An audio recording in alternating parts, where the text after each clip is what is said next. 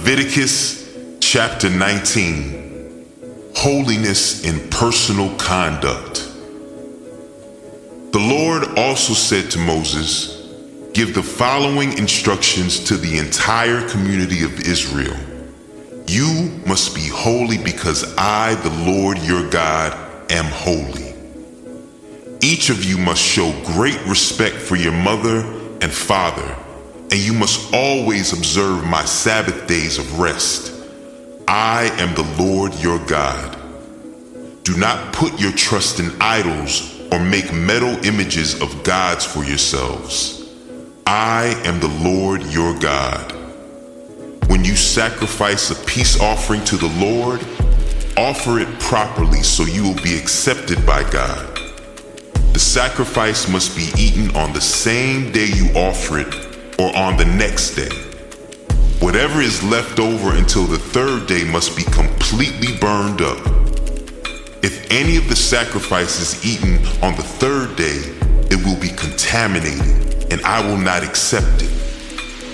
Anyone who eats it on the third day will be punished for defiling what is holy to the Lord and will be cut off from the community.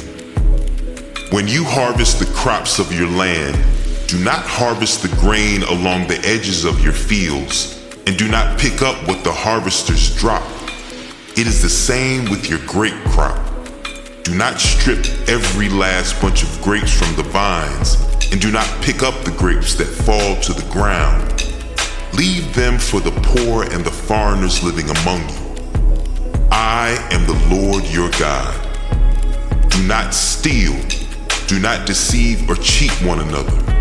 Do not bring shame on the name of your God by using it to swear falsely. I am the Lord. Do not defraud or rob your neighbor. Do not make your hired workers wait until the next day to receive their pay. Do not insult the deaf or cause the blind to stumble. You must fear your God.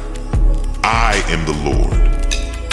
Do not twist justice in legal matters by favoring the poor or being partial to the rich and powerful. Always judge people fairly. Do not spread slanderous gossip among your people. Do not stand idly by when your neighbor's life is threatened. I am the Lord. Do not nurse hatred in your heart for any of your relatives. Confront people directly so you will not be held guilty for their sin. Do not seek revenge or bear a grudge against a fellow Israelite, but love your neighbor as yourself. I am the Lord. You must obey all my decrees. Do not make two different kinds of animals. Do not plant your field with two different kinds of seed. Do not wear clothing woven from two different kinds of thread. If a man has sex with a slave girl whose freedom has never been purchased, but who is committed to become another man's wife, he must pay full compensation to her master. But since she is not a free woman, neither the man nor the woman will be put to death. The man, however, must bring a ram as a guilt offering and present it to the Lord at the entrance of the tabernacle. The priest will then purify him before the Lord with the ram of the guilt offering, and the man's sin will be forgiven.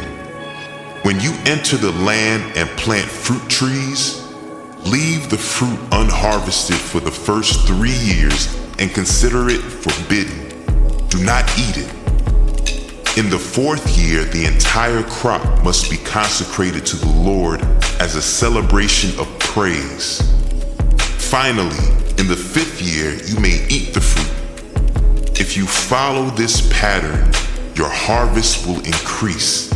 I am the Lord your God. Do not eat meat that has not been drained of its blood.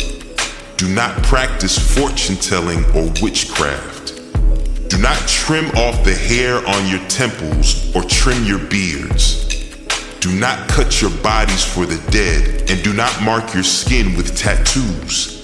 I am the Lord. Do not defile your daughter by making her a prostitute, or the land will be filled with prostitution and wickedness.